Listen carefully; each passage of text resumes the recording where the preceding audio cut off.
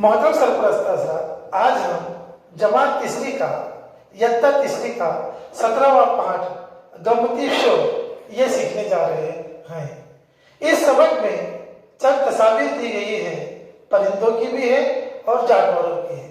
उनमें एक अलग सी जो चीज कुदरत ने नहीं बनाई, लेकिन वो लगाकर बताया गया है ताकि बच्चों को दिलचस्पी पैदा हो और वो हंस हंस कर तालीम हासिल करे, खुशी खुशी तालीम हासिल करे। तो ऐसी चंद तस्वीरें इसके अंदर बताई गई है। जैसा शेर है, शेर को पर लगे हुए, ऐसा हकीकत में होता नहीं, लेकिन एक बच्चों को अपने तरफ राग़िब करने के लिए, उनमें तालीम से दिलचस्पी पैदा करने के लिए चंद तस्वीर दी गई है। तो आइए हम उन्हीं तस्वीर का मुतालिया करते हैं। जमात सूफों का 17वां पाठ गम्मती शो।